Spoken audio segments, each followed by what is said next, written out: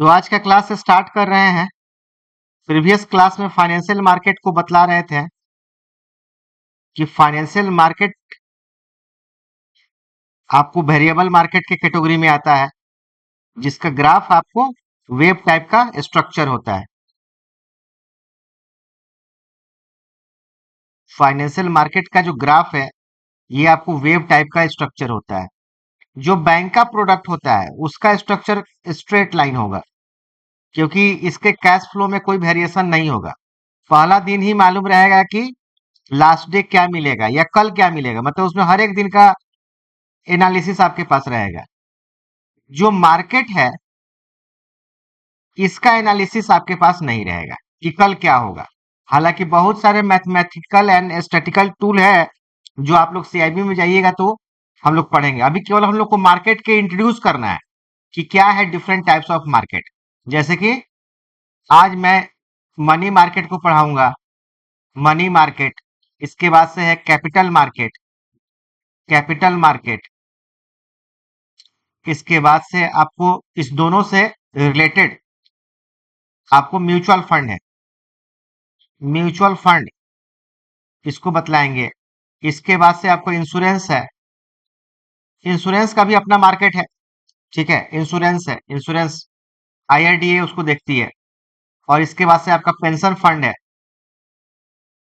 Pension plan, जो आपका NPS है, पीएस है, इसमें अटल पेंशन योजना है, या फिर और भी कोई पेंशन योजना, एन्युटी वगैरह इसमें आ जाएगा।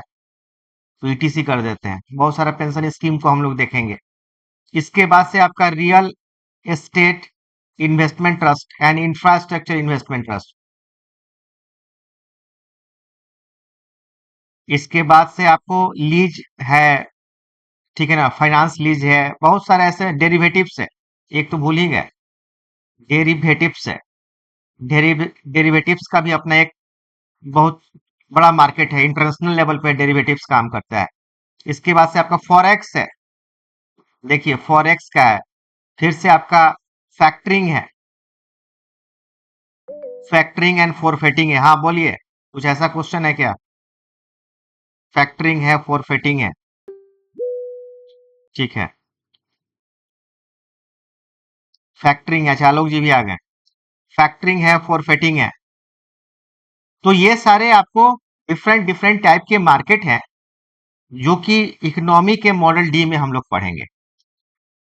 तो हर एक मार्केट का कैरेक्टरिस्टिक्स अलग अलग है, बट इतना तय है कि सबका ग्राफ ये इसी से मिलता जुलता है, up and down, up and down. और कल क्या होगा किसी को नहीं मालूम, अगला पल क्या होगा ये किसी को ही नहीं मालूम। तो सबसे पहला मार्केट मनी मार्केट को हम लोग आज पढ़ेंगे कि इसमें कितने प्रोडक्ट हैं, कौन कौन सा फाइनेंशियल प्रोडक्ट है और इसका क्या कैरेक्टरिस्टिक्स है, ठीक है ना। इसके बाद से हम लोग कैपिटल मार्केट को पढ़ेंगे, बट दोनों मार्केट का कंपेयर हम लोग अभी देखेंगे। एक तरफ आप रख लीजिए money market, money market, and दूसरे तरफ कैपिटल मार्केट। तो मनी मार्केट का रेगुलेटर कौन है? तो आरबीआई है। बट आरबीआई कंप्लीट रेगुलेटर नहीं है, ठीक है। क्यों नहीं है, आइए देखते हैं। कि अगर हम लोग मनी मार्केट को एक सर्कल के थ्रू बतलाएं, तो ये मनी मार्केट दो भागों में बटी हुई है। एक ऑर्गेनाइज मनी मार्केट और दूसरा अनऑर्गेनाइज मनी मार्केट। आप लोग ने अगर मेरा नोट्स पढ़ा होगा तो उसमें आपको मिला होगा कि एक ऑर्गेनाइज पार्ट है एंड दूसरा अनऑर्गेनाइज पार्ट है। तो मनी मार्केट का जो अनऑर्गेनाइज पार्ट है, इसमें कौन कौन लोग आते हैं? तो इसमें कोई भी वो आदमी जो जनरल आदमी है, जो कोई, जैसे कि मान लीजिए कोई एक फ्रेंड है, ये दूसरे फ्रेंड को पैसा देता है। जैसे उधार में हम ही लोग दोस्तों से पैसा लेते हैं या देते हैं कि भाई 1,000 रुपया दे दो, 2,000 दे दो, 5,000 दे दो, 10,000 रुपया दे दो, वाट एवर जिसकी जो रिक्वायरमेंट है, कि कल मैं लौटा दूंगा, 10 दिन के बाद या अगले मंथ में लौटा दूंगा। तो ये भी आपको मनी मार्केट का ही पार्ट है। मतलब मनी मार्केट जो है, ये फॉर शॉर्ट टर्म के लिए है, फॉर शॉर्ट टर्म के लिए। शॉर्ट टर्म का मतलब हुआ लेस देन 1 ईयर, ठीक है। दो टर्म होता है, एक शॉर्ट होता है, एक लॉन्ग होता है। तो कैपिटल मार्केट आपको फॉर लॉन्ग टर्म के लिए है, फॉर लॉन्ग टर्म के लिए है, मतलब ग्रेटर देन और इक्वल टू 1 ईयर, मतलब 1 साल या उससे ज्यादा के लिए है, और ये 1 साल से कम के लिए है। शॉर्ट लॉन्ग का यही डिफिनेशन है। बीच में लोग मीडियम को इंट्रोड्यूस करते हैं, बट उसका कोई एक पुख्ता डिफिनेशन नहीं है। कोई 3 साल को मीडियम कहता है, कोई 5 साल को, कोई 10 साल को, लेकिन कोई रिजिड डिफिनेशन मीडियम टेन्योर का नहीं है। मीडियम टर्म का कोई रिजिड डिफिनेशन नहीं है। शॉर्ट टेन्योर का ही, शॉर्ट टर्म का ही डिफिनेशन है, एंड लॉन्ग टर्म का ही डिफिनेशन है। ठीक है। तो यहाँ पे मनी मार्केट का जो अनऑर्गेनाइज पार्ट है, इसमें कोई भी एक आदमी जो दूसरे आदमी को पैसा देता है, वो आपको मनी मार्केट का ही पार्ट है। छोटे समय के लिए अगर पैसा देता है तो वो मनी मार्केट का ही पार्ट है। आपने मनी लेंडर का नाम सुना होगा। मनी लेंडर, मनी लेंडर कौन होते हैं? तो अपने, जिसको हम लोग साहूकार लोग कहते हैं। अपने सोसाइटी में बहुत सारे ऐसे लोग हैं जो सूद ब्याज पे पैसा देते हैं, और उनका रेट ऑफ इंटरेस्ट काफी हाई होता है। काफी जो है उनका रिकवरी का तरीका भी बहुत गलत तरीका का होता है। हालांकि सरकार जो है मनी लेंडर पे अब थोड़ा सा रोक लगा रही है कि आप ऐसे बिना लाइसेंस का आप उधार पैसा नहीं दे सकते हैं, मतलब ये सब काम नहीं कर सकते हैं, बट वाट एवर उनकी जैसे भी है। तो ये आपका अनऑर्गेनाइज मनी मार्केट के पार्ट है। आपने बहुत सारे चीट फंड को सुना होगा, चीट फंड का नाम सुना होगा। जैसे कि शारदा स्कैम का आपने नाम सुना होगा। पश्चिम बंगाल में शारदा स्कैम हुआ था, शारदा घोटाला जो हुआ था, वो आपका चिट फंड का हिस्सा है। या बहुत सारे आपका इंडिजियस बैंक है, लोकल बैंक जिसको हम लोग कहते हैं, लोकल बैंकर, मतलब वो गांव देहात में कुर्सी टेबल लगा के बैंक बन जाएंगे कि हाँ आप मेरे पास पैसा जमा कर सकते हैं, आप विश्वास पे पैसा जमा कीजिए, आपके फंड को दोगुना कर देंगे, तिगुना कर देंगे, वाट एवर। तो जो लोग विश्वास करते हैं उनका पैसा डूबता भी है।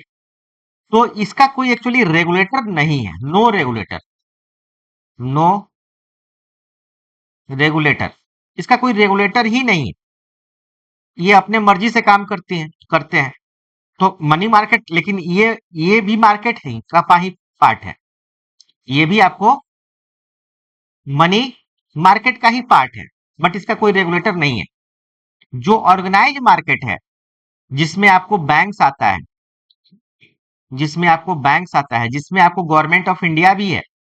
गवर्नमेंट ऑफ इंडिया भी फाइनेंशियल इंस्ट्रूमेंट इशू करती है। अब कौन क्या इशू करता है इसकी चर्चा हम अभी करते हैं, बट जिसमें ये सारे लोग हैं, जिसमें आपको कॉर्पोरेट्स है, वैसे कॉर्पोरेट्स जो कि रजिस्टर्ड है, जिसको आपको कंपनी एक्ट के थ्रू लाइसेंस मिला है, जो ऑर्गेनाइज है, तो ये सारे आपको है।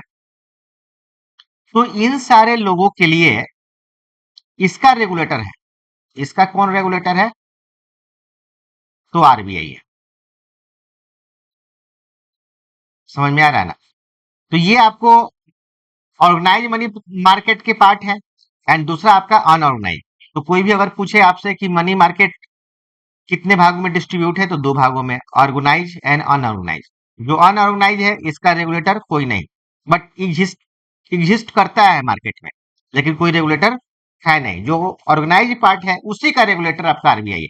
तो ऐसे आपसे पूछा जाए क्या आरबीआई रेगुलेटर है कि नहीं, मतलब कौन है रेगुलेटर, तो आप तो आरबीआई ही बोलेंगे, ऐसा समझ में आ रहा है ना? तो दैट्स ऑल। ठीक है। तो ये शॉर्ट टर्म के लिए है, ये लॉन्ग टर्म के लिए है। कैपिटल मार्केट आपका, इसका रेगुलेटर कौन है? तो सेबी है, securities and exchange board of India, ये सेबी है। जनरली कैपिटल मार्केट में आपको शेयर है, बॉन्ड है, डिवेंचर है, इसके अलावा भी है म्यूचुअल फंड भी है। ये म्यूचुअल फंड भी आपको इसी का पार्ट है, क्योंकि म्यूचुअल फंड का पैसा हालांकि मनी मार्केट में भी जाता है, लेकिन सेबी ही उसका रेगुलेटर है। तो पूछे कि म्यूचुअल फंड का रेगुलेटर कौन है, तो सेबी ही है, म्यूचुअल फंड है। ठीक है ना? रियल एस्टेट इन्वेस्टमेंट ट्रस्ट, जिसका भी हम जब भी अभी नाम ले रहे थे, रियल एस्टेट इन्वेस्टमेंट ट्रस्ट, आप नहीं सुने होंगे इसका नाम। सुना है क्या? रियल एस्टेट इन्वेस्टमेंट ट्रस्ट का नाम आप में से कोई सुना है क्या? नहीं सर। नहीं सुने हैं। ठीक है। आइए आपको दिखलाते हैं कि आपका जो लास्ट वाला चैप्टर है, मतलब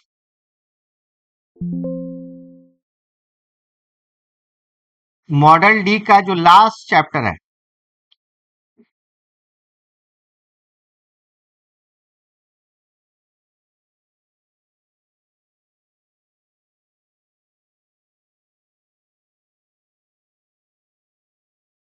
मेरे पास एक किंडल सॉफ्टवेयर है, ये आपका अमेजन का सॉफ्टवेयर है।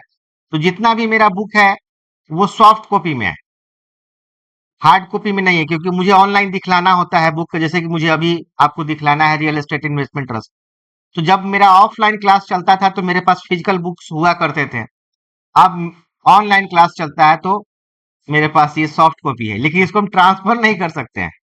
आपको इतना का जरूरत भी नहीं है, सारे चैप्टर का आपको हम नोट्स, पर्सनल नोट्स देंगे ही देंगे। तो इसलिए बुक के फेरा में नहीं रहिएगा, ये बुक होना चाहिए। 3 मंथ में जितना मैं पढ़ा रहा हूँ उतना पढ़ लीजिए, मोर देन सफिशियंट है। आराम से 60 65 70 नंबर आ जाएगा, और क्या चाहिए। ठीक है, बुक भी ले लीजिए, मैं पर्सनली के क्यों मना करूं। तो यहाँ पे मॉडल डी का एक चैप्टर है, रियल एस्टेट इन्वेस्टमेंट ट्रस्ट। ये चैप्टर मैं आपको पढ़ाऊंगा।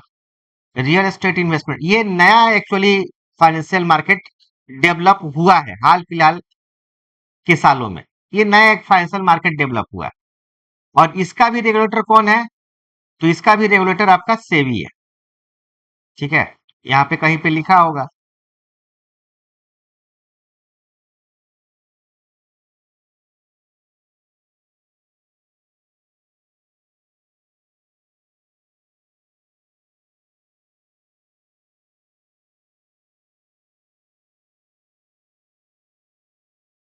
चलिए, समय को बर्बाद नहीं करते हैं, बाद में देखते हैं।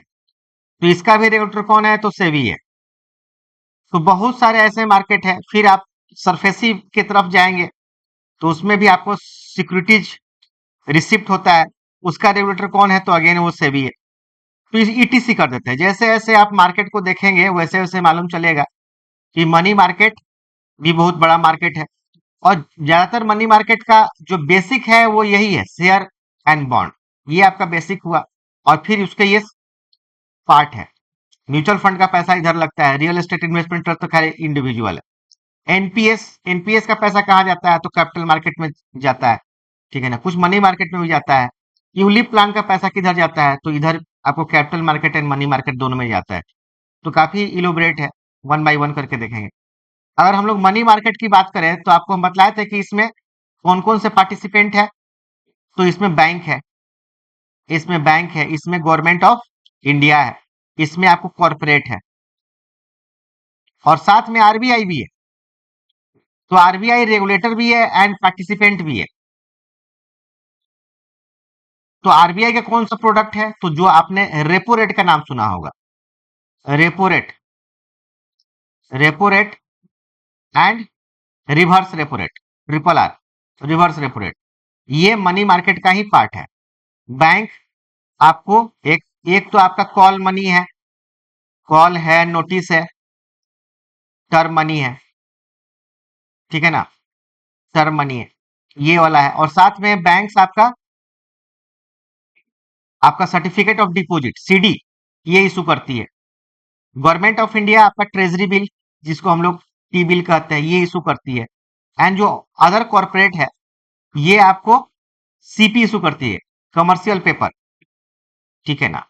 और इसके अलावा भी अगर कोई ऑर्गेनाइज पार्ट है जो आरबीआई का ये बहुत सारा चीज को फुलफिल नहीं कर पा रहा है, मतलब मेन मेन सीरीज में नहीं आ रहा है, तो उसके लिए भी आरबीआई अलग से लेकर आई है। मतलब वो ऑर्गेनाइज ही है।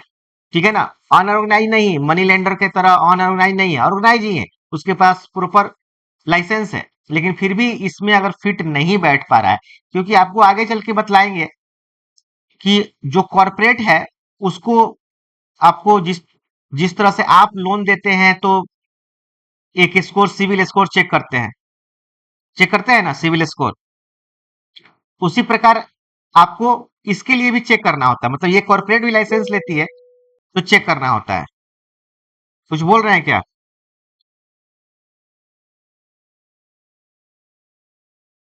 चलिए, कोई नहीं।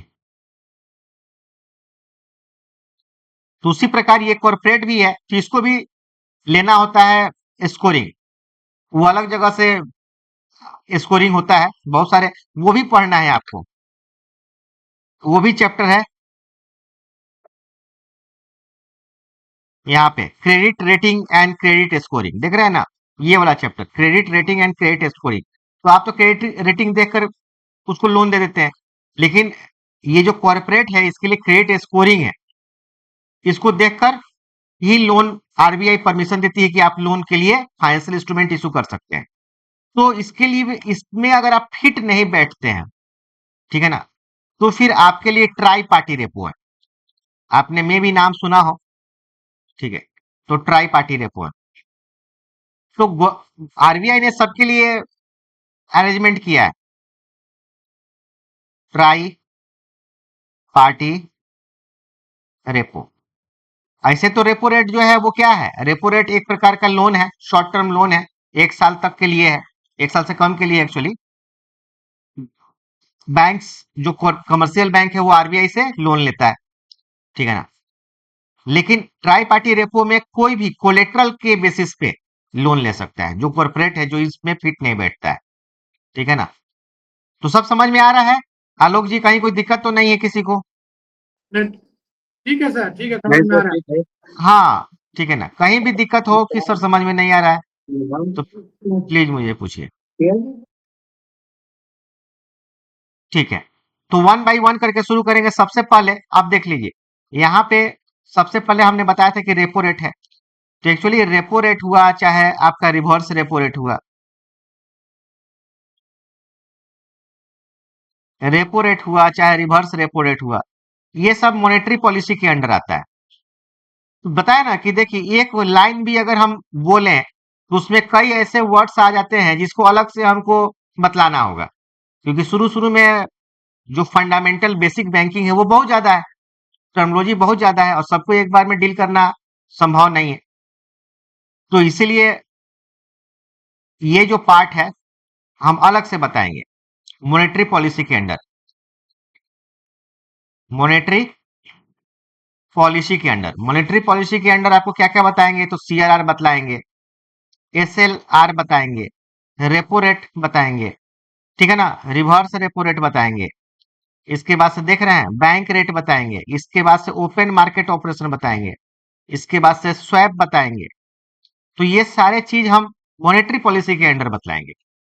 तो अभी जो मनी मार्केट के अंडर हम क्या क्या डील करेंगे, तो कॉल मनी से डील करेंगे, ठीक है, call money, notice money, term money, इसके बाद सीडी, इसके बाद से आपका treasury bill, CP and try party repo बता देंगे, क्योंकि try party repo monetary policy के अंडर नहीं आता है, इसको अलग से डील करना होता है, तो उसको बता देंगे। लेकिन रेपो रेट है, रिवर्स रेपो रेट जो है वो आपको, और आपके पास ऐसा नहीं है कि नॉलेज नहीं है, आपके पास भी नॉलेज है उसका, ठीक है। तो स्टार्ट करते हैं, सबसे पहला call money, notice money and term money, और बीबीआई है, इसको नोट कीजिए, इससे एक क्वेश्चन आपके एग्जाम में निश्चित रहेगा, ठीक है। देखिए तीन आपको टाइम पे एग्जाम होता है, मॉर्निंग शिफ्ट होता है, फिर से डे होता है, एक इवनिंग शिफ्ट होता है। अब तीनों का पेपर तो अलग रहता है, क्वेश्चन तो अलग रहता है, तो किसमें क्या पूछा जाए कहना बड़ा मुश्किल है। बट ओवरऑल अगर आप ढंग से पढ़िए, ठीक है, ओवरऑल अगर, हाँ राहुल जी बोलिए, आप हैंड रेज किए हैं, कुछ पूछना है क्या? चलिए कोई नहीं, जब भी मन करे पूछ लीजिएगा। तो ओवरऑल, ओवरऑल अगर आप 200 क्वेश्चन 300 क्वेश्चन का अगर आप तैयार कर लीजिए ना, तो किसी में कुछ आ जाएगा, किसी में कुछ आ जाएगा, मतलब ढंग से पढ़िए तो नहीं पास करने का तो कोई बात ही नहीं है, मेरे स्टूडेंट पास कर जाते हैं, नहीं पास करने की कोई बात नहीं है। ध्यान नहीं दीजिएगा तभी कोई दिक्कत है, पहले से क्वेश्चन सब आउट है, जितने कंटेंट है वो सारे चीज हम पढ़ा देते हैं, ठीक है ना। किसी कुछ पूछना है तो प्लीज पूछ लीजिए, जितना भी कंटेंट है वो सारे कंटेंट हम पढ़ा देते हैं, आप ध्यान से पढ़िए, बहुत ज्यादा समय है, सब कुछ हो जाएगा। तो चलिए स्टार्ट करते हैं, call money, notice money and term money. तो एक बैंक जो मान लेते हैं B1 बैंक है, या कोई ऐसा फाइनेंशियल इंस्टीट्यूशन, इसको भी बताएंगे कि इसमें कौन कौन से आते हैं, ठीक है ना। एक बैंक या कोई फाइनेंशियल इंस्टीट्यूशन दूसरे बैंक या फाइनेंशियल इंस्टीट्यूशन को वो लोन दे सकता है या ले सकता है। अब एक बैंक भी दूसरे बैंक को लोन देती है। जनरली ये दिखता नहीं है ब्रांच में जो काम करता है, क्योंकि ये तो हायर लेवल पे होता है, कॉर्पोरेट लेवल पे होता है, हेड ऑफिस पे होता है। तो जनरली ये दिखता है तो नहीं, हम लोग को नहीं दिखता है क्योंकि हम लोग तो कॉर्पोरेट लेवल पे काम करते हैं, रिटेल लेवल पे काम करते हैं, हम लोग को नहीं दिखता है। लेकिन एक बैंक भी दूसरे बैंक को जब उसकी जरूरत पड़े तो ले सकता है। अब आप पूछेंगे कि कब ऐसा जरूरत पड़ता है, तो इसका एक एग्जाम्पल हम बता सकते हैं सीआरआर के रूप में। तो ये तो आप जानते ही हैं, अगेन मॉनेटरी पॉलिसी का ये पार्ट है सीआरआर। सीआरआर क्या है कि एनडीटीएल का एक पार्ट है। सीआरआर क्या है? जो बैंक डिपॉजिट लेती है, जिसको हम लोग टेक्निकली एनडीटीएल कहते हैं, net demand and time liability, saving account, current account, FD, RD type का जो डिपॉजिट है, ये एनडीटीएल की कैटेगरी में है। आरबीआई बोलती है कि इसका एक पार्ट आप मुझे निकाल के दे दो, जिसको हम सीआरआर कहेंगे, जो कि अभी शायद 3% है, 3% है। ये आप मुझे दे दो कैश के रूप में, ये कैश के रूप में आप मुझे दे दो, जिसपे आरबीआई कुछ भी नहीं देती है, ना प्रिंसिपल लौटाती है और ना ही कैश। ये आगे चल के गवर्नमेंट ऑफ इंडिया से कंट्रीब्यूट करती है या अपना कुछ काम करती है आरबीआई, मतलब लौटाती नहीं है बैंकों को। समझ में आ रहा है ना। तो इसमें दो चीज और भी समझना है कि जो मेंटेन करना है, जो सीआरआर मेंटेन करना है, वो फोर्टनाइटली बेसिस पे करना है। मतलब मंथ में 2 बार मेंटेन करना है, और ऐसे फोर्टनाइटली को हम लोग 14 दिन कहते हैं। 14 डेज को हम लोग क्या होते हैं, फोर्टनाइटली बेसिस, ठीक है ना। तो इसमें आपको डेली जो मेंटेन करना है, ये आपको 70% मेंटेन कर देना है। मतलब जितना ऑब्लिगेशन है उसका 70% मेंटेन कर देना है डेली, और बाकी का जो रिमेनिंग 30% हुआ, ये फोर्टनाइटली को मेंटेन करना है, और उसको उस टर्म का सीआरआर कंप्लीट हो जाएगा। अब मान लेते हैं कि जिस दिन 30% मेंटेन हुआ, उसमें मान लेते हैं 50 लाख घट गया या 1 करोड़ रुपया घट गया, क्योंकि बैंक के पास जो भी पैसा होता है, ठीक है ना, जैसे कि हम लोग के पॉकेट में अगर मान लेते हैं कि अगर 1000 रुपया होता है, तो पूछा जाए कि इसका आप क्या करेंगे, तो पता नहीं, जो सामने आ जाएगा, जो खर्च आएगा उसका कर लेंगे। मतलब पुख्ता कोई ऐसा नहीं रहता है कि इस पैसा का हम क्या करेंगे। अब इन्वेस्टमेंट वगैरह करें पर्टिकुलर चीज के लिए, हम अगर है कि चलिए कार खरीदना है, तो उसके लिए हम इन्वेस्टमेंट खरीद रहे हैं, कर रहे हैं, अगर 5 साल के बाद कार खरीदना है तो इन्वेस्टमेंट कर रहे हैं, तो ये आप कह सकते हैं कि हाँ, इस पैसा का हम कार खरीदेंगे, घर बनाएंगे, ठीक है ना, बच्चों की पढ़ाई के लिए है, फैमिली सिक्योरिटी के लिए कह सकते हैं। लेकिन अगर आपके पास अगर डेली बेसिस पे अगर कुछ पैसा है पॉकेट में या बैंक में, सेविंग अकाउंट में, उससे कोई पूछेगा उसका क्या करेंगे, तो आप पुख्ता नहीं बता सकते हैं क्या करेंगे। जो भी एक्सपेंडिचर आएगा, जो है उसका ये काम करेंगे, राइट ना। लेकिन बैंक के पास 1 रुपया भी होता है तो उसका वो काम करती है, ऐसा नहीं होता है। तो इसीलिए मान लेते हैं कि बैंक के पास अगर सीआरआर को सेटलमेंट करने के लिए लास्ट डे अगर पैसा नहीं है, तो वो उसके पास जो दूसरा जो पैसा रखा हुआ है उससे वो तत्काल काम कर ले, जैसा कि हम लोग कैजुअली कर लेते हैं, ऐसा नहीं हो सकता है। तो वो क्या करेगी, तो दूसरे बैंक, जो मान लेते हैं कोई ये जो B1 बैंक है, ये B2 बैंक से उधार लेगी, लोन लेगी, कॉल मनी के अंडर या टर्म मनी के अंडर या नोटिस मनी के अंडर। तो एक बैंक है, या और सभी बहुत सा, ये तो एक एग्जाम्पल हुआ, ऐसे बहुत सारे एग्जाम्पल हैं। अपर लेवल पे जब आप जाएंगे तो ऐसे बहुत सारे एग्जाम्पल हैं जहां पे बैंक को भी पैसा की जरूरत पड़ती है, तो वो कॉल मनी, नोटिस मनी या टर्म मनी के अंडर लोन ले सकता है। तो ये लोन ही, ये क्या है, ये शॉर्ट टर्म लोन ही है। शॉर्ट टर्म ये आपका लोन ही है, समझ में आ रहा है ना। बट इसका नाम अलग अलग है। कॉल मनी का हुआ मतलब हुआ कि ओनली फॉर 24 आवर के लिए, 24 घंटा के लिए ही लोन ले रहे हैं, ओनली फॉर 24 आवर के लिए कॉल मनी। नोटिस मनी के अंडर अगर लोन लेना है तो 2 दिन से लेकर 14 दिन के लिए लोन ले रहे हैं, समझ में आ रहा है ना। 2 डेज से लेकर 14 डेज के लिए लोन ले रहे हैं। अगर टर्म मनी के अंडर लोन लेना है तो 15 दिन से लेकर 1 साल तक के लिए ये लोन ले रहे हैं। तो आपसे एग्जाम में पूछ सकता है कि कॉल मनी का मतलब क्या होता है, नोटिस मनी का मतलब क्या होता है, टर्म मनी का मतलब क्या होता है, तो ये आप बता सकते हैं। अब ये है लोन और नाम है मनी। तो मुझे शुरू में ही ये बता देना चाहिए था कि मनी मार्केट जो है, मनी मार्केट, मनी मार्केट का दो नाम और है। ये शॉर्ट, एक तो आपका शॉर्ट टर्म मार्केट है, शॉर्ट टर्म मार्केट है। दूसरा, इसको हम लोग लिक्विड मार्केट के नाम से जानते हैं, लिक्विड मार्केट। लिक्विड मार्केट का मतलब ये होता है कि इसमें जो फाइनेंशियल प्रोडक्ट है, इस मनी मार्केट में जो भी फाइनेंशियल प्रोडक्ट है वो almost almost liquid, almost cash ही है। लिक्विड का मतलब क्या होता है? Cash in hand. तो वो क्या है?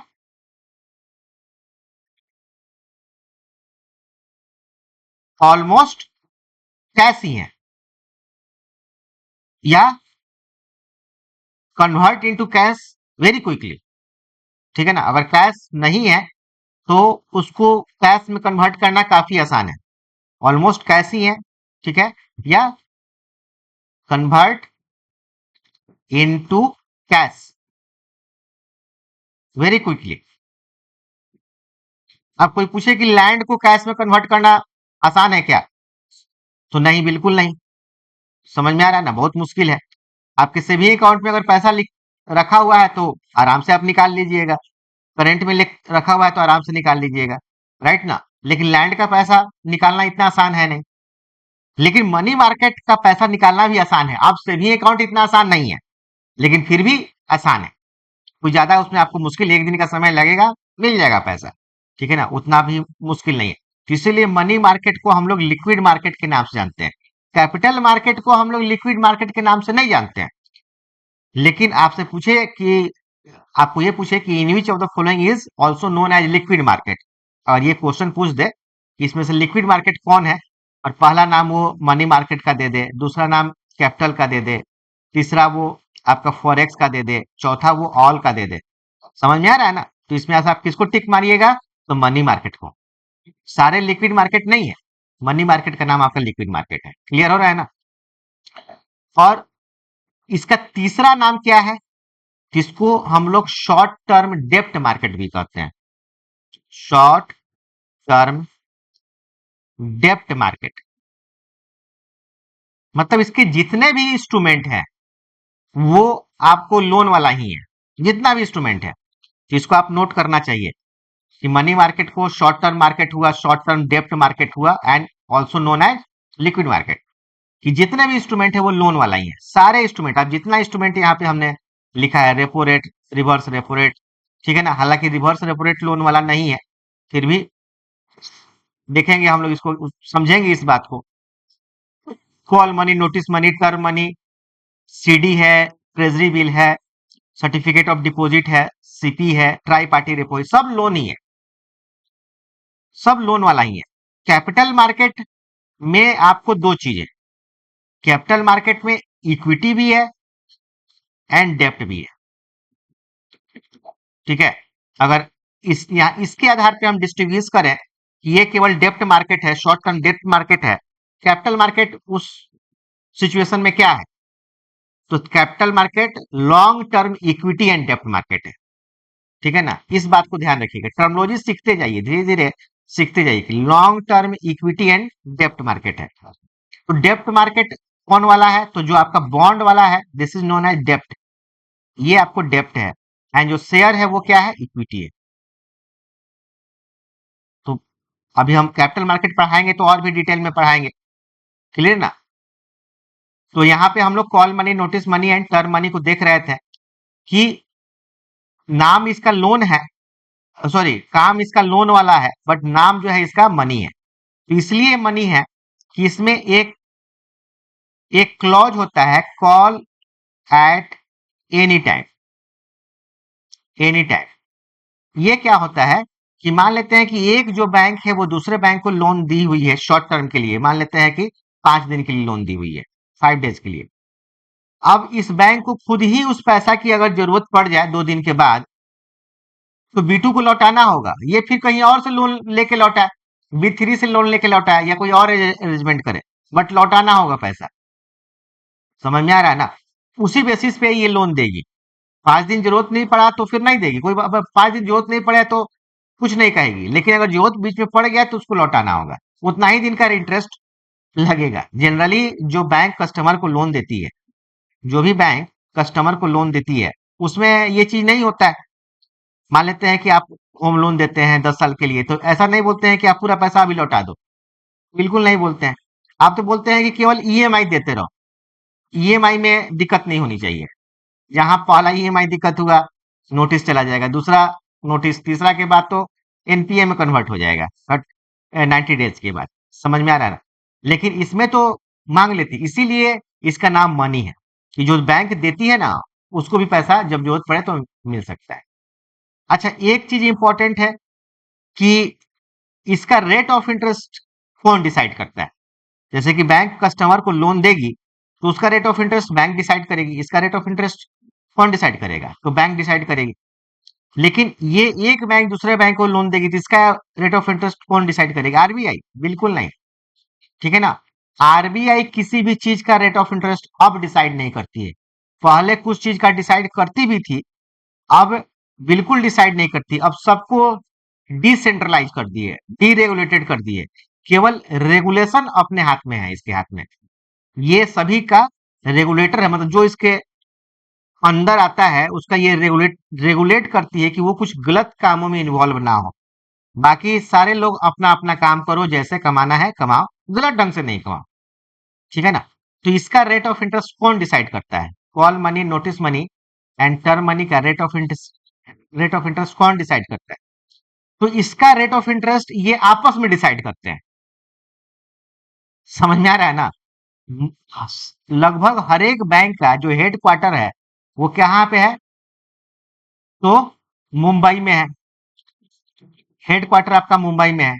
तो सुबह 9 बजे के आसपास, 9 AM के आसपास मुंबई में आपको मीटिंग होता है। हर एक बैंक के जो रिप्रेजेंटेटिव है वहां पे रहते हैं। स्टॉक एक्सचेंज का भी वहां रिप्रेजेंटेटिव रहता है, और सारे मिलके उस दिन का जो कॉल होगा, नोटिस होगा, टर्म मनी होगा, उसका रेट ऑफ इंटरेस्ट डिसाइड किया जाएगा। और जिसका नाम क्या उन लोग रखा है, तो मीबोर रखा है, MIBOR, मीबोर। मीबोर का मतलब क्या हुआ? Mumbai inter bank offer rate. लिख लीजिए, Mumbai inter bank offer rate. ये बिल्कुल लिबोर के तरह है, LIBOR, लिबोर के तरह है, London inter bank offer rate. तो उसी के तर्ज पे है। अब ये लिबोर जो है, ये इंटरनेशनल लेवल पे काम करता है। समझ में आ रहा है ना? जो इंटरनेशनल लेवल पे जो लोग रेट ऑफ इंटरेस्ट जिनको नहीं मिलता है, वो लोग सोचते हैं कि चलो लिबोर का रेट ऑफ इंटरेस्ट हम ले लेते हैं। तो ये इंटरनेशनल लेवल पे, अलग अलग कंट्री का अपना अलग अलग लेवल पे। उसी प्रकार आपका मीबोर है, मुंबई इंटर बैंक ऑफर है, कि लोग आपस में मिलकर डिसाइड करते हैं कि उचित रेट ऑफ इंटरेस्ट क्या होना चाहिए, और उस दिन का सारे लोग मांगते हैं, या फिर कुछ क्वार्टर का। मैंने ऐसा नहीं है कि हर एक दिन चेंज होता है। अब एक आज जो हो गया, मीटिंग डेली होता है, ठीक है ना?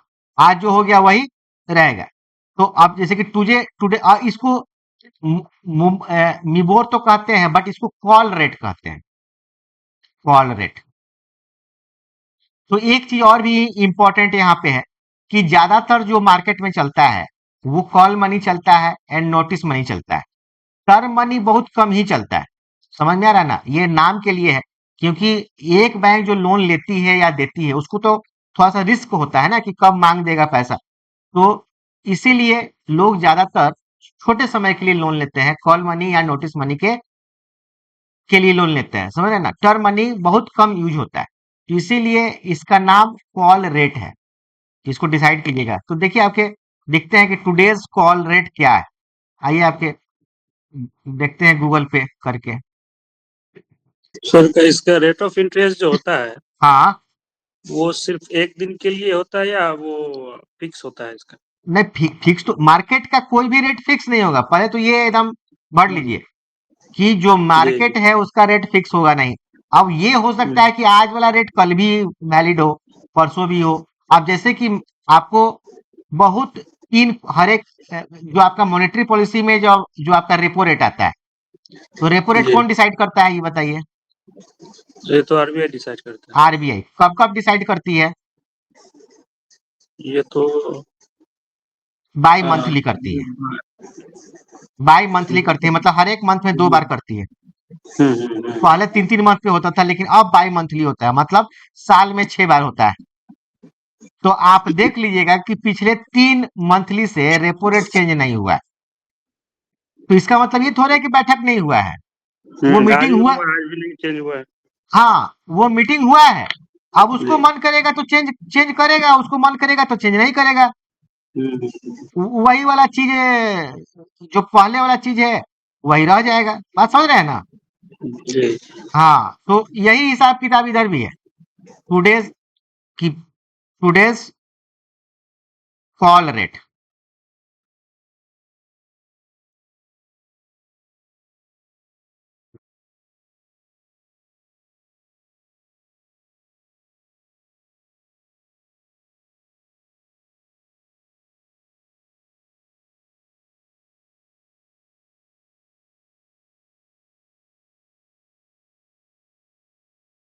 वो कॉल ऑप्शन दिखलाने लगा। तो ये आपका टुडे जो कॉल रेट है, ये आप देख रहे हैं, आपका 5.10 से लेकर 5.31 है। अब ये बैंकों के ऊपर है कि कौन बैंक कितना में पैसे डील करती है, थोड़ा सा फ्लेक्सिबिलिटी बनाया गया है। रेपो रेट जो है वो 5.25 है। समझ में आ रहा है ना? यहाँ दिख रहा है कि आरबीआई का जो रेपो रेट है वो आपका 5.25 है, तो उसी के इर्द गिर्द ये भी रहता है। ठीक है ना? आपका जो कॉल रेट है वो कितना है? 5.10 से लेकर 5.31 है। तो बैंक टू अब बैंक एक ही बैंक होम लोन देती है, तो जरूरी थोड़ा है कि उसका रेट फिक्स होता है। वो तो डिपेंड करता है कि किसका क्रेडिट स्कोर कितना अच्छा है, उसको थोड़ा सुपीरियर लोन मिलता है, मतलब रेट ऑफ इंटरेस्ट जो है कम होता है। तो ये क्लियर हो गया सबका? कहीं कोई दिक्कत किसी को? नहीं सर, ठीक है, हो गया।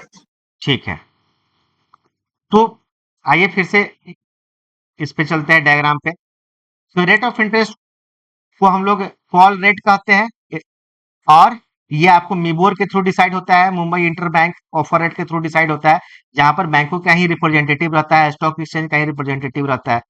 अब ये है कि इसमें कौन कौन से बैंक पार्टिसिपेट करते हैं, ठीक है, और वो कौन सा फाइनेंशियल इंस्टीट्यूशन है। तो इसका हमने लिस्ट आपको दे दिया है,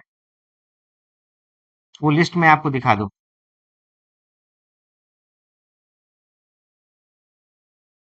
इसमें ये सारे लोग हैं। Schedule commercial bank, schedule commercial bank में कौन आता है? कमर्शियल बैंक में कौन कौन आता है? तो जितना भी आपका पब्लिक सेक्टर बैंक है वो सारे आएंगे, जितना भी आपका प्राइवेट सेक्टर बैंक है वो सारे आएंगे। इवन कि आपका जो फॉरेन सेक्टर बैंक है वो भी आपका कमर्शियल बैंक का ही कैटेगरी है, वो भी आएगा। लोकल एरिया बैंक है, इसका नाम में भी आप नहीं सुने होंगे। लोकल एरिया बैंक का नाम आप में से कोई सुना है क्या? लोकल एरिया बैंक क्या है? आरआरबी का नाम सुना होगा, लेकिन लोकल एरिया बैंक का नाम नहीं सुना होगा। तो इसका कंसेप्ट क्या है कि आपको ये जो आरआरबी है, ये जो आपको आरआरबी है, ये कब आई थी? 1976 में आरआरबी आई थी। समझ में आ रहा है ना? तो आरआरबी क्यों आई थी? तो आरआरबी का कंसेप्ट तो आया था बांग्लादेश के थ्रू। वहां के मोहम्मद यूनुस साहब, उन्होंने माइक्रो फाइनेंस को एक ऑर्गेनाइज वे में बतलाया था, अपने देश के लिए बहुत अच्छा किए थे और इंटरनेशनल लेवल पे नोबेल प्राइज जीते थे। तो वहां से इंडिया को ऐसा लगा कि उसका कंसेप्ट मुझे भी लेना चाहिए, और ये यहाँ पर इंडिया में आरआरबी आ गया। अब इंडिया में रेगुलेटर आरबीआई है, तो उसके अंडर ही आ गया आरआरबी। तो आरआरबी था गांव के उत्थान के लिए, गांव को थोड़ा सा अच्छा लोन देने के लिए। हालांकि कमर्शियल बैंक थी, ऐसा नहीं था कि नहीं थे, लेकिन फिर भी आरआरबी को स्पेशल फोकस के लिए किया है कि आप जो है आपका फोकस गांव का विकास ही रहेगा। ठीक है, कुछ गलत कर रहे होंगे तो प्लीज मुझे बतलाइएगा। ठीक है, नहीं, ठीक है सर। हाँ, लेकिन बाद में ये कमर्शियल बैंक आ गया और अब तो शहर में भी हर एक जो है डिस्ट्रिक्ट वगैरह में है, तो कहीं कोई दिक्कत नहीं है। ठीक है। लेकिन उस समय भी पंजाब एंड हरियाणा का कुछ जो जगह था वो काफी डेवलप था, क्योंकि पंजाब एंड हरियाणा और गुजरात का जो कुछ जगह था वो बहुत पहले से डेवलप्ड है। ठीक है ना, दिल्ली एनसीआर का जो है जगह, या फिर पंजाब तो पहले से भी बहुत डेवलप्ड है। हाँ। तो वहां पे आरआरबी का कंसेप्ट नहीं बनता था।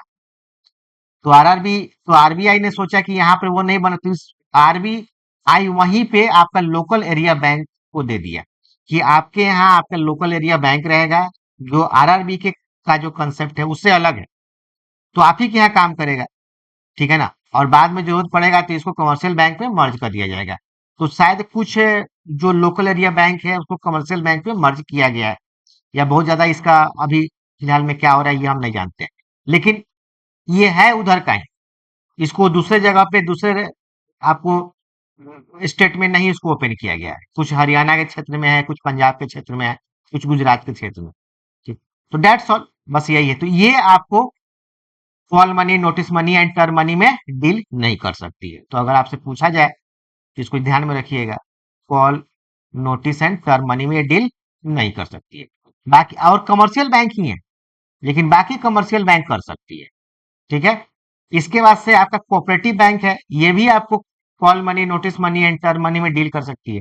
लेकिन अब कोऑपरेटिव बैंक भी बहुत तरह का होता है, उसमें एक जो स्पेशल लैंड डेवलपमेंट जो कोऑपरेटिव बैंक है ये आपको डील नहीं कर सकती। तो इसको ध्यान रखिएगा कि other than land development cooperative bank ये डील नहीं कर सकता है, बाकी कोऑपरेटिव बैंक आपको डील कर सकती है। इसके बाद आपका प्राइमरी डीलर। प्राइमरी डीलर किसे कहते हैं? तो प्राइमरी डीलर स्पेशली यहाँ पे हमने लिखा है कि primary dealer specially government securities में डील करता है।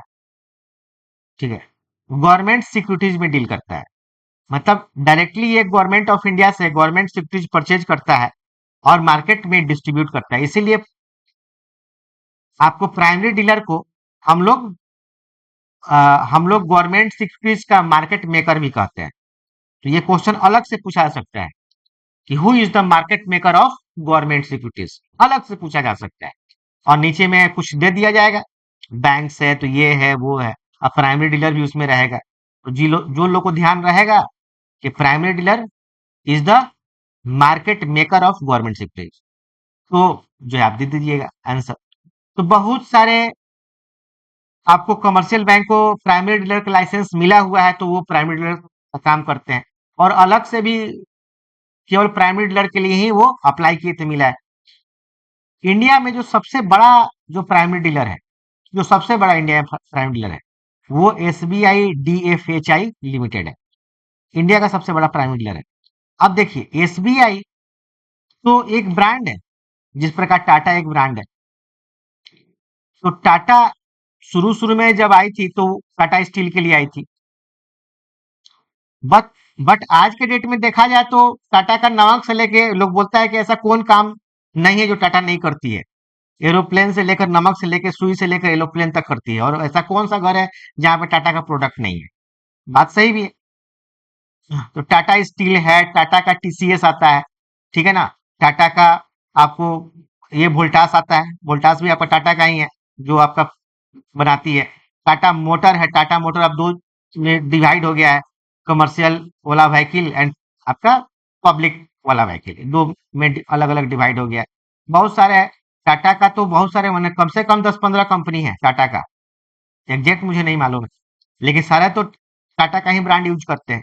उसी प्रकार एसबीआई आपका एक मदर कंपनी हुई, और वो बैंक के रूप में हम लोग जानते हैं कि एसबीआई बैंक। और उसके बाद से अलग अलग है, जैसे कि एसबीआई सिक्योरिटीज हुई, एसबीआई आपका एसबीआई लाइफ हुई, एसबीआई का जनरल इंश्योरेंस है, एसबीआई का म्यूचुअल फंड है, एसबीआई का भी बहुत सारे अलग अलग कंपनी ओपन हुई है क्यों, जो एसबीआई का ब्रांच यूज करती है। उसी प्रकार एसबीआई आपका प्राइमरी डीलरशिप के लिए भी ये कंपनी है जिसका नाम है एसबीआई डीएफएचआई लिमिटेड। ठीक है, उसके बाद से ICICI securities primary dealership limited है, एसबीआई गिल्ट लिमिटेड है। एक वर्ड को नोट कीजिए जिसका नाम है गिल्ट, GILT, गिल्ट। गिल्ट का मतलब ही होता है गवर्नमेंट सिक्योरिटीज। तो बहुत सारे ऐसे जगह आपको मिलेगा गिल्ट फंड। समझ में आ रहा है? Guilt fund. तो आप समझ जाए कि अच्छा ये गवर्नमेंट सिक्योरिटीज वाला फंड है, मतलब सिक्योर फंड के कैटेगरी में आता है। इसके बाद से केनरा बैंक को भी लाइसेंस मिला है, बैंक ऑफ बड़ौदा को भी लाइसेंस मिला है। तो प्राइमरी डीलरशिप समझ गए कि प्राइमरी डीलर क्या होते हैं, एक प्रकार का फाइनेंशियल इंस्टीट्यूशन है। जिस तरह बैंक जो है फाइनेंशियल इंस्टीट्यूशन है, उसी प्रकार प्राइमरी डीलर भी एक प्रकार का फाइनेंशियल इंस्टीट्यूशन है जो कि केवल गवर्नमेंट सिक्योरिटीज में डील करता है। ठीक है ना? ये बात को समझ जाइए। तो डेट्स ऑल। हाँ, पूछिए। सर ये जो कह रहे हैं गवर्नमेंट सिक्योरिटीज है, गवर्नमेंट सिक्योरिटीज क्या होता है मैम? इसका गवर्नमेंट कोई सिक्योरिटी एग्जांपल? एग्जाम्पल तो treasury bill is example of government securities, treasury bill होगा। Is example of government securities. हाँ ठीक है ना?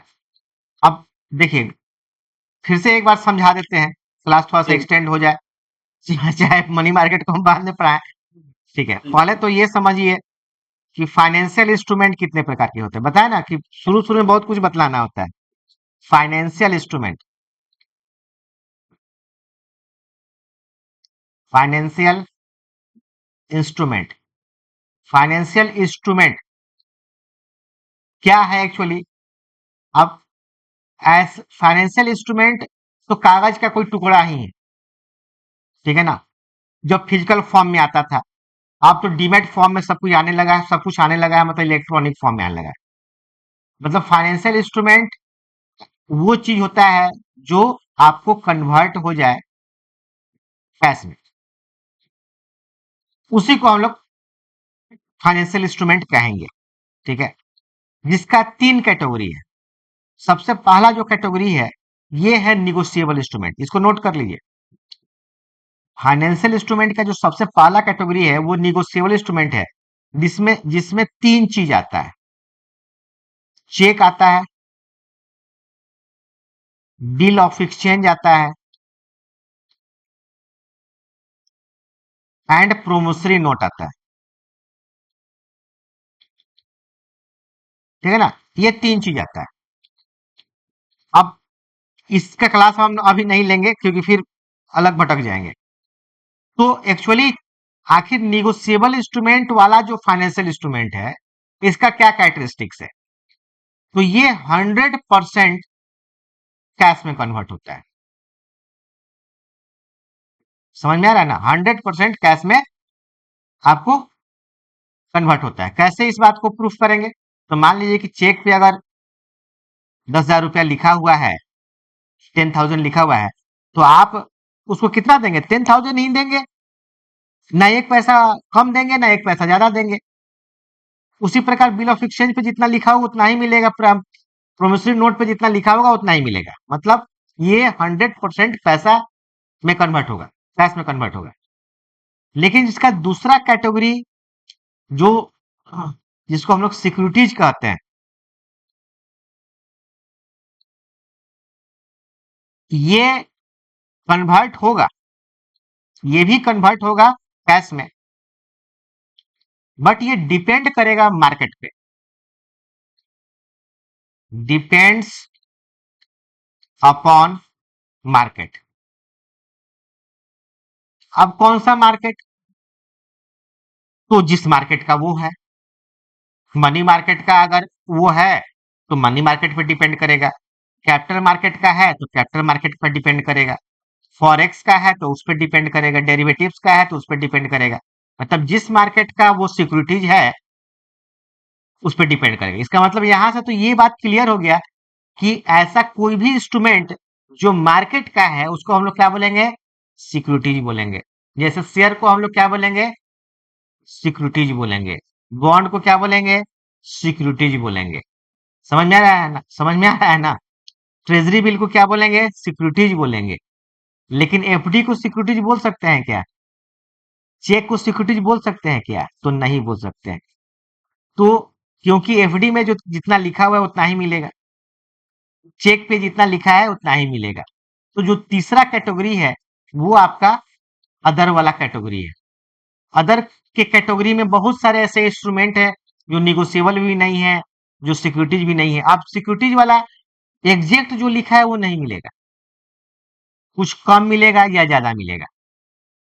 जैसे 100 रुपया अगर उस पे लिखा हुआ है, चेक पे 100 रुपया लिखा है तो 100 ही रुपया मिलेगा, 1000 रुपया लिखा है तो 1000 रुपया मिलेगा।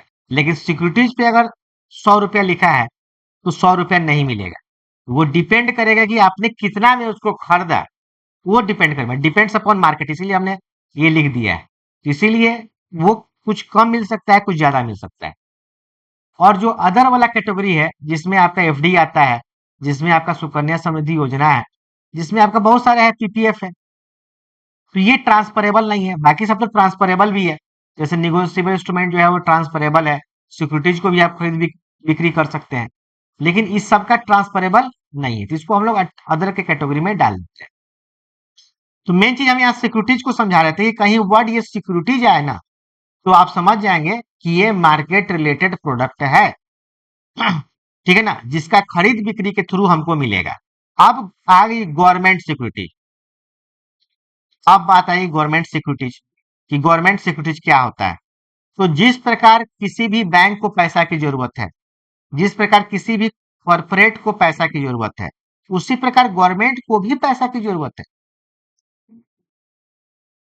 ठीक है ना, जैसे कि फिजिकल डिफिसिट होता है। क्या होता है फिजिकल डिफिसिट? कि गवर्नमेंट का जो इनकम होता है, गवर्नमेंट का क्या होता है, इनकम होता है, अर्निंग होता है ना, गवर्नमेंट टैक्स लेती है, जीएसटी लेती है, बहुत सारे उसका अर्निंग का आपका सोर्स है। गवर्नमेंट भी बहुत सारे कंपनी में इन्वेस्टमेंट किए जहां से उसको डिविडेंड आता है। गवर्नमेंट का नवरत्न कंपनी है जहां से उसको प्रॉफिट आता है। बहुत सा चीज है, गवर्नमेंट का अर्निंग सोर्स है, तो गवर्नमेंट का भी इनकम है। ठीक है, इसको आप मॉडल बी में पढ़ेंगे। ठीक है, और गवर्नमेंट का भी एक्सपेंडिचर है, एक्सपेंडिचर है, जैसे कि गवर्नमेंट अपने एम्प्लॉय को सैलरी देती है, गवर्नमेंट बहुत सारे सब्सिडीज देती है, गवर्नमेंट का भी बहुत सारा आपका एक्सपेंडिचर है। ठीक है, तो कभी भी ऐसा नहीं होता है कि इनकम ज्यादा हो गया एंड एक्सपेंडिचर उसके अंदर है। हम लोग का हो सकता है कि जितना हम कमाए उसके अंदर ही खर्च करना है, करना भी चाहिए। ठीक है, जितना कम, जितना अर्निंग है उससे ज्यादा खर्च कर लेने के बाद परेशानी हो जाएगी। बट गवर्नमेंट का आप चेक कीजिएगा तो उसका कभी भी जो एक्सपेंडिचर है वो इनकम के अंडर नहीं होता है। इनकम कम, एक्सपेंडिचर ज्यादा, और जब एक्सपेंडिचर ज्यादा हो जाए तो उसको हम लोग क्या बोलेंगे, फिजिकल डिफिसिट। तो एक्सपेंडिचर तो करना है, इनकम कम है, मतलब सैलरी तो देना है, डिफेंस वाले को पैसा देना है। ठीक है ना, आपको जितने भी हथियार है उसको परचेज करना है, राफेल है और भी बहुत सा चीज परचेज, तो पैसा कहाँ से आएगा? समझ में आ रहा है ना, पैसा कहाँ से आएगा? तो इसके लिए गवर्नमेंट पब्लिक में, गवर्नमेंट पब्लिक में आपको बॉन्ड इशू करती है, बॉन्ड इशू करती है, या शॉर्ट टर्म इंस्ट्रूमेंट इशू करती है, short term financial instrument issue करती है। तो जो शॉर्ट टर्म वाला जो फाइनेंशियल इंस्ट्रूमेंट होता है वही तो आपका ट्रेजरी बिल होता है। ये छोटा वाला बॉन्ड है, बट स्पेशल इसका नाम क्या है, ट्रेजरी बिल। एंड जो लॉन्ग टर्म वाला जो इंस्ट्रूमेंट है वो गवर्नमेंट बॉन्ड है, जिसको हम लोग गवर्नमेंट सिक्योरिटीज कहते हैं, क्योंकि वो मार्केट में इशू करेगी, उसको कोई भी परचेज कर सकता है। समझ में आ रहा है ना? तो कुछ कुछ क्लियर हुआ क्या आलोक जी? हाँ सर, कुछ कुछ समझ में आ रहा है, कुछ कुछ कंफ्यूजन है। आप पढ़ा रहे हैं तो धीरे धीरे ठीक हो जाएगा। आप हाँ क्लास खत्म कर लीजिए, उसके बाद मेरे साथ हम सवाल लिखते जा रहे हैं सर। हाँ हाँ ठीक है। हाँ हाँ, ठीक है, जी जी। ठीक है, तो अभी अभी थोड़ा सा और पढ़ा ले हम। हाँ हाँ हाँ सर। हाँ, तो ये आपका कॉल मनी है, नोटिस मनी है, टर्म मनी है। कोई पढ़ाते पढ़ाते मुझे जो है एक पूरा क्लास निकल गया। तो प्राइमरी डीलर को आपने समझ गया। इसके बाद से आपका 2015 के आसपास ये आपका दो बैंक का परमिशन आरबीआई दी थी, पेमेंट बैंक का एंड स्मॉल फाइनेंस बैंक का। ये छोटे छोटे बैंक है, स्मॉल फाइनेंस बैंक है एंड पेमेंट बैंक है, तो इसको भी परमिशन है कि आप कॉल मनी, नोटिस मनी में आप डील कर सकते हैं। और आरआरबी को इधर हाल फिलहाल में 5-6 साल पहले परमिशन मिला है कि आप भी डील कर सकते हैं। आरआरबी को भी कमर्शियल बैंक के कैटेगरी में डाल दिया गया है। तो आप समझ गए कि कौन कौन पैसा ले सकता है कॉल मनी, नोटिस मनी के अंडर, एंड कौन कौन दे सकता है। अब ये है कि कितना ले सकता है, इसका भी लिमिटेशन है और ये आपसे पूछा जा सकता है। तो यहाँ पे जो है ना दिया हुआ है, इसको नोट कर लीजिएगा, याद कर लीजिएगा कि जितने भी शेड्यूल कमर्शियल बैंक है, ठीक है ना, जितने भी शेड्यूल कमर्शियल बैंक है, वो अपने कैपिटल फंड का जो डेली बेसिस पे, जो आपने फोर्टनाइटली बेसिस पे जो रिपोर्ट किया है कि हर एक आरबीआई को फोर्टनाइटली बेसिस पे रिपोर्ट करना होता है। आरबीआई को हर एक 14 दिन पे बैंकों को रिपोर्ट करना होता है कि मेरे पास कितना पैसा है, कितना कैपिटल फंड है, कितना पैसा है, हर एक फोर्टनाइटली। फोर्टनाइटली मतलब 14 दिन पे रिपोर्ट करना होता है। तो जितना आप रिपोर्ट कीजिएगा उसका 100% आप कर्ज ले सकते हैं या कर्ज दे सकते हैं, ठीक है। लेकिन किसी भी दिन अगर आपको ज्यादा पैसा की जरूरत है तो 125% तक ले सकते हैं, उससे ज्यादा नहीं ले सकते, 125% तक ले सकते हैं। तो दूसरे दिन आपका कम हो जाएगा, दूसरे दिन 75 ही रहेगा, या उसको आपको मैनेज करना होगा ना। ऑन द एवरेज बेसिस पे आप 100% ले सकते हैं call money and notice money में। टर्म मनी में लिखा हुआ है कमर्शियल बैंक का जो इंटरनल बोर्ड ऑफ डायरेक्टर होगा वो अपना प्रूडेंशियल लिमिट फाइनल करेगा इंटर बैंक। ये कमर्शियल बैंक को थोड़ा छूट दिया गया है, तो इसको नोट कर लीजिएगा, ये वीबीआई है, ठीक है ना। कि call money and notice money में 100% तक आप ले सकते हैं अपने कैपिटल फंड का जो आपने फोर्टनाइटली जो रिपोर्ट किया है। बट टर्म मनी में internal board of director should decide.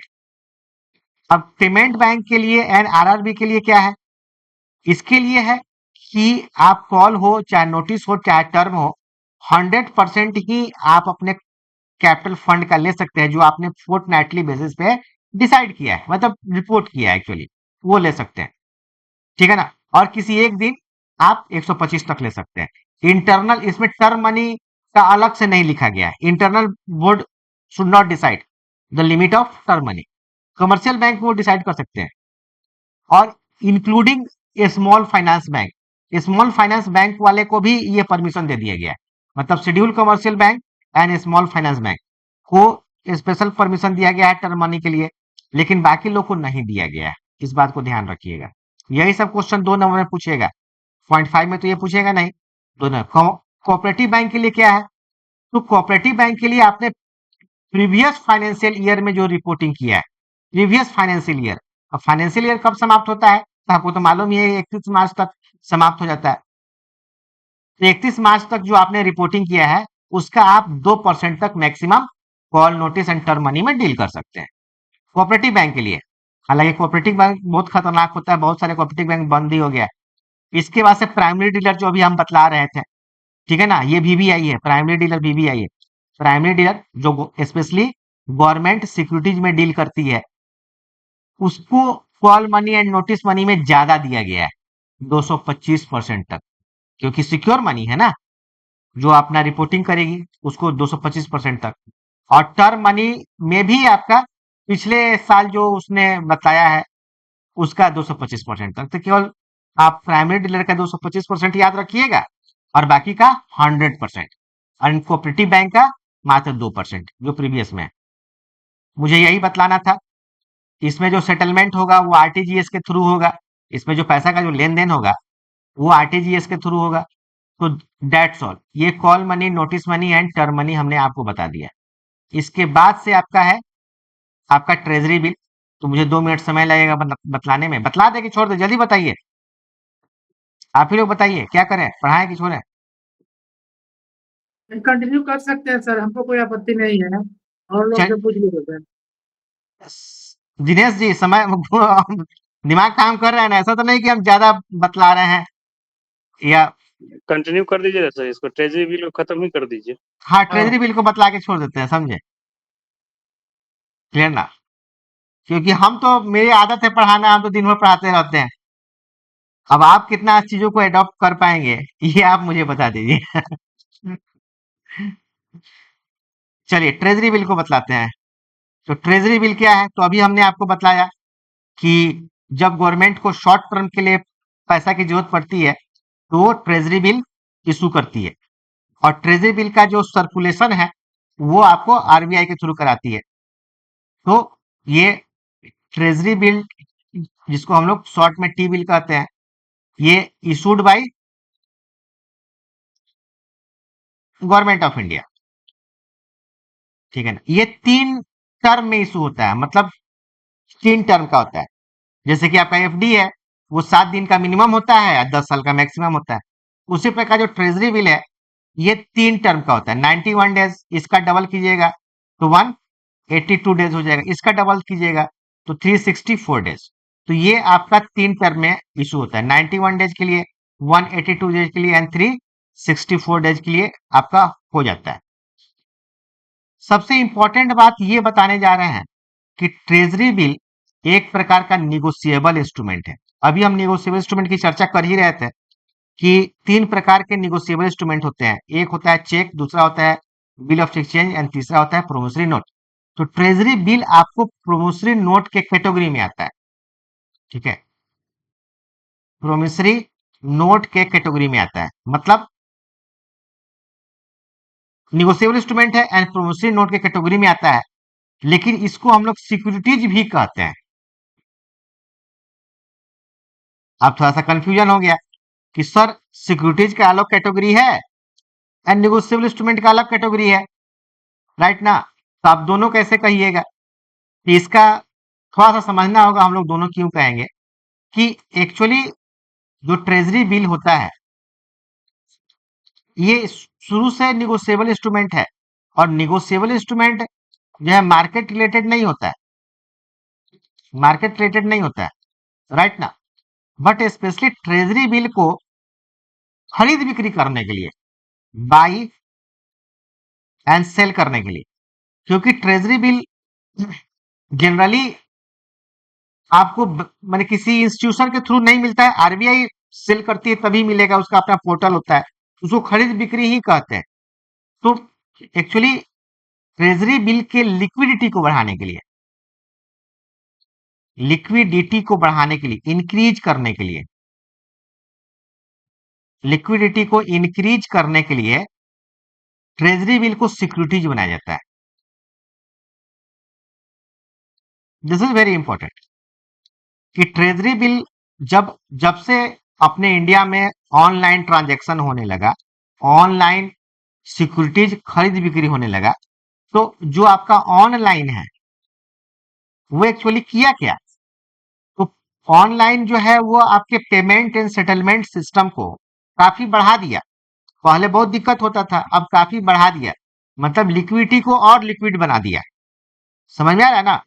मतलब ट्रेजरी बिल तो लिक्विडिटी है, ये है, लेकिन किसको खोजने जाइएगा कि वो बंदा कहाँ आपको मिले? मतलब जिसके मान लेते हैं कि कोई कोई B1 बैंक के पास अगर ट्रेजरी बिल है या कोई P1 पर्सन के पास अगर ट्रेजरी बिल है, तो वो किस B2 बैंक को खोजे या किस P2 बैंक को खोजे जहां पे उसको ट्रेजरी बिल उसको सेल कर सकता है। ठीक है, लिक्विड इंस्ट्रूमेंट है, बट सेल कैसे करेगा? तो उसको लिक्विडिटी बढ़ाने के लिए कि जल्दी से सेल हो जाए, उसको सिक्योरिटीज का दर्जा दिया गया एंड सेकेंडरी मार्केट में डील डील किया गया, सेकेंडरी मार्केट में उसको खरीद बिक्री के लिए परमिशन दिया गया।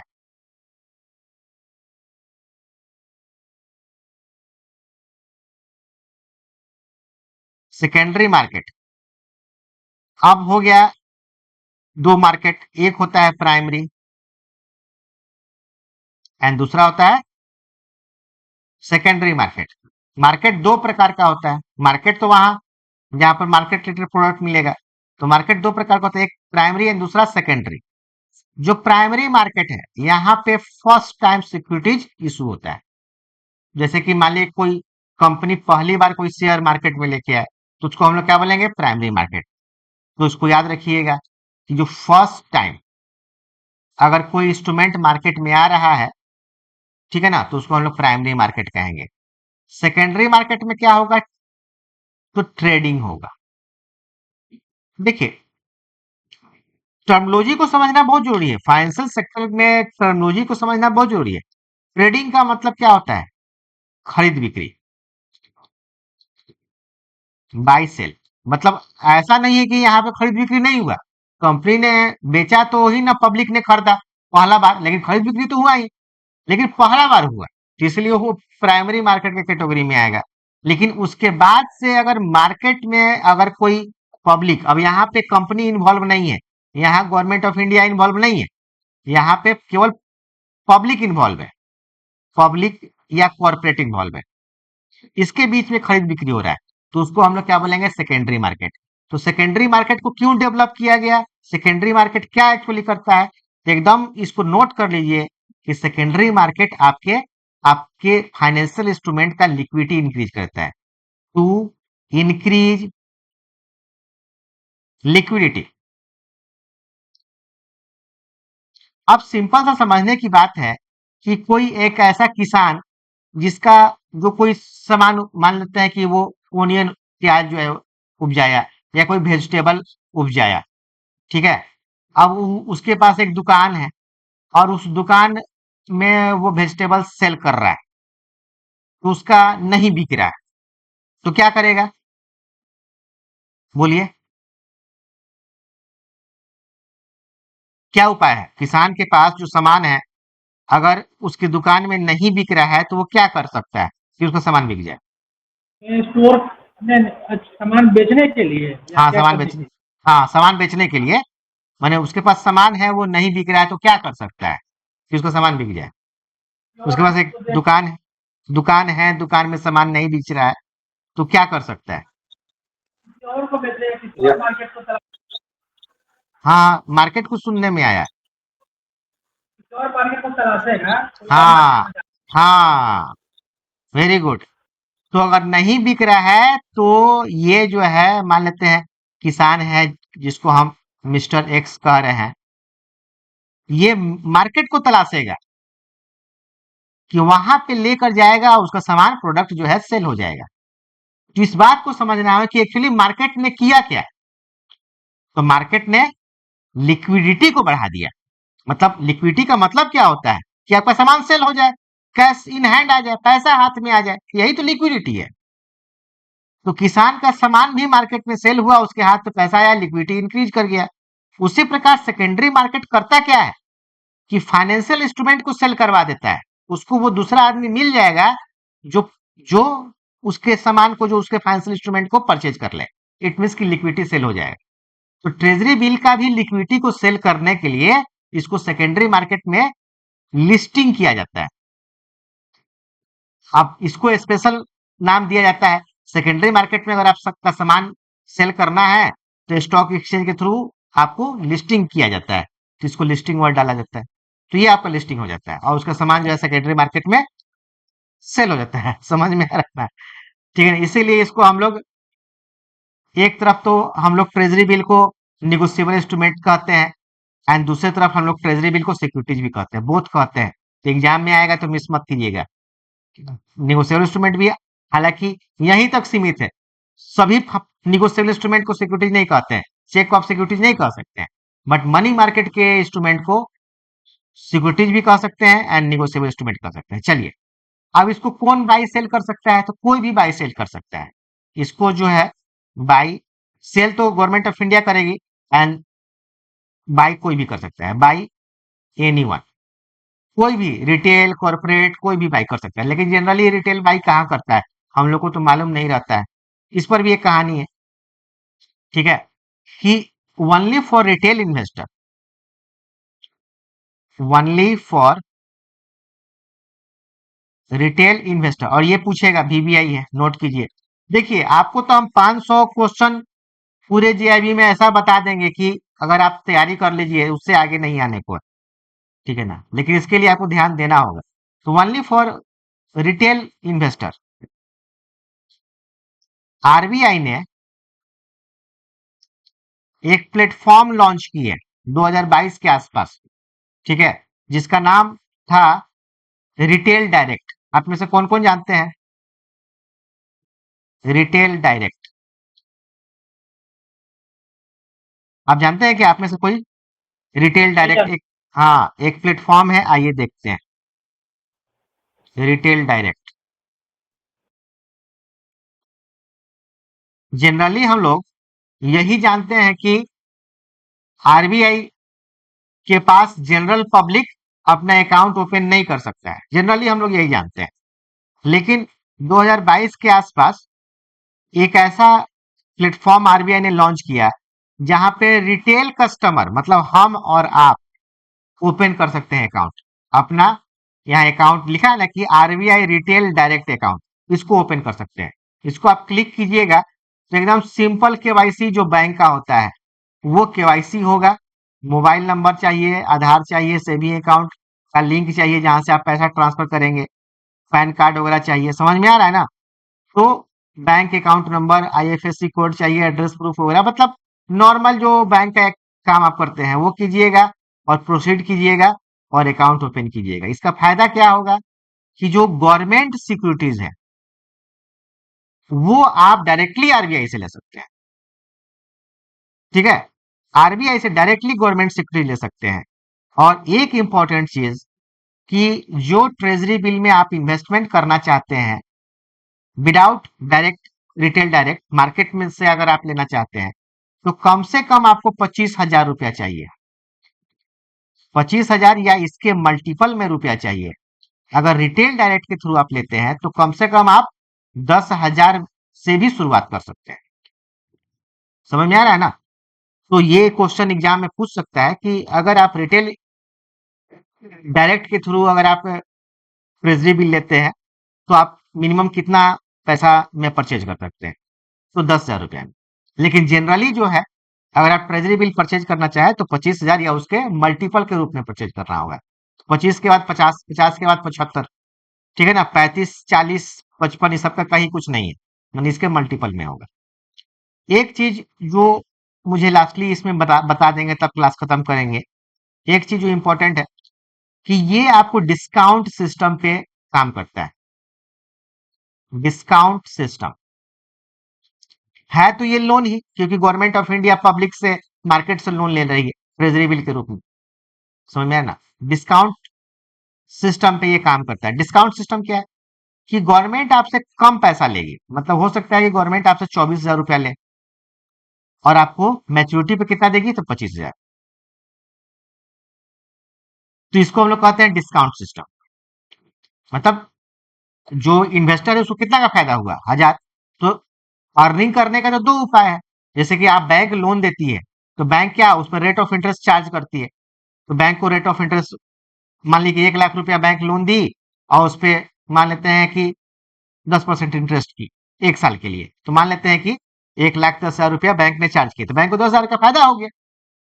लेकिन अगर बैंक जो है 90,000 रुपया लोन दे और जब मैच्योरिटी वाला बात हो तो बैंक बोले कि आपको 1,00,000 रुपया लोन देना है, लौटाना है, तो फायदा तो यहाँ भी 10,000 का होगा। मेन मेन जो है टोटल बेनिफिट 10,000 हुआ। लेकिन ये वाला मेथड अलग है इस मेथड से। समझ में आ रहा है ना? जिसको हम लोग क्या बोलेंगे? Discounting method. तो ये ट्रेजरी बिल हुआ, सर्टिफिकेट ऑफ डिपॉजिट हुआ, कमर्शियल पेपर हुआ, ये सारे चीज डिस्काउंटिंग मेथड पे काम करता है। ये भी क्वेश्चन अलग से पूछता है एग्जाम में। और लास्ट की ट्रेजरी बिल जो है वो सिक्योर इंस्ट्रूमेंट के कैटेगरी में आता है। सिक्योर इंस्ट्रूमेंट के कैटेगरी में आता है। समझ में आ रहा है ना? सिक्योर क्यों? सिक्योर क्योंकि गवर्नमेंट ऑफ इंडिया का है। क्लियर ना? क्योंकि गवर्नमेंट ऑफ इंडिया का है इंस्ट्रूमेंट, इसीलिए ये सिक्योर इंस्ट्रूमेंट के कैटेगरी में आता है। बाकी जो आप पढ़ेंगे आगे चल के नेक्स्ट क्लास में, जो आपका जो आपका सीपी है, ये सब सिक्योर इंस्ट्रूमेंट नहीं है। इधर गया, चलिए कोई नहीं। जो आपका सीपी वगैरह जो है, कमर्शियल पेपर है, वो सब, या सीडी है, वो सब सिक्योर इंस्ट्रूमेंट नहीं है। लेकिन ट्रेजरी बिल आपका सिक्योर इंस्ट्रूमेंट है। इसके लिए कोई रेटिंग की जरूरत नहीं है। सीपी एंड सीडी के लिए रेटिंग की जरूरत है, बट इसके लिए नो रेटिंग रिक्वायर्ड। क्योंकि अब सिविल स्कोर वगैरह जो है वो आम जनता के लिए है, क्रेडिट स्कोर वगैरह जो है वो कॉर्पोरेट के लिए है। गवर्नमेंट ऑफ इंडिया का रेटिंग कौन दे सकता है? गवर्नमेंट ऑफ इंडिया फेल करेगी तब तो बड़ा मुश्किल है। इसीलिए कोई रेटिंग की जरूरत नहीं है गवर्नमेंट ऑफ इंडिया को, हाईली सिक्योर इंस्ट्रूमेंट है। ठीक है ना? तो ये सारे चीज हमने नोट्स में लिख दिया है, आप नेक्स्ट क्लास में मिलिएगा तो ये पूरा एक बार फिर से पढ़ के आइएगा। बाकी नेक्स्ट क्लास में हम ये सब समाप्त कर देंगे। रिटेल डायरेक्ट का भी हमने यहाँ पे जो है यहाँ पर बतलाया कि जो 2021 में आया, 22 में नहीं 2021 में आया। ठीक है ना? तो दैट्स ऑल।